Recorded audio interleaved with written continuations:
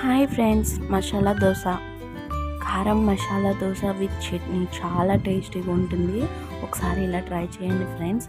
First అయితే mixie జార్లో onions, నానబెట్టుకున్న చింతపండు, వెన్మిర్చి, వెల్లుల్లిపాయ, జీలకర్ర, తగినంత కల్లుప్పు అయితే వేసుకుని మిక్సీ జార్లో చేసుకోవాలి పేస్ట్ కింద. నెక్స్ట్ ప్యాన్ తీసుకుని అందులో ఆయిల్, పచ్చిమిర్చి, ఉల్లిపాయలు అయితే వేసుకుని బాగా ఫ్రై చేసుకున్న తర్వాత అందులో పోపు దినుసులు అయితే వేసుకోవాలి. ఇక్కడ చూపిస్తున్న విధంగా చిటికెడు పసుపు, తగినంత సాల్ట్ అయితే వేసుకొని ఉడకపెట్టుకున్న బంగాళదుంపలు అయితే వేసుకొని లాస్ట్లో అయితే కొత్తిమీర చల్లుకోవడం సూపర్ ఉంటుంది. చట్నీ కోసం అయితే కొబ్బరికాయ ముక్కల కింద చేసుకొని కొత్తిమీర, వెన్నిమిర్చి, వెల్లుల్లిపాయ, జీలకర్ర, చింతపండు, పచ్చిమిర్చి అయితే ఫ్రై చేసుకోవాలి.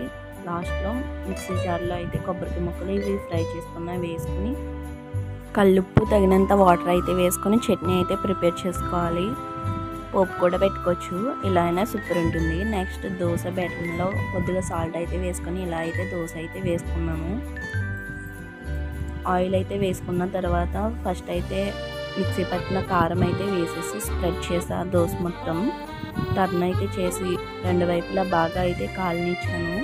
నెక్స్ట్ అయితే బంగాళదుంప ఫ్రైని అయితే ఒకవైపు పెట్టేసి ఇలా అయితే తీసేసుకొని సర్వ్ చేసుకుంటే సూపర్ టేస్టీగా ఉంది. చట్నీతో డిప్ చేసుకుని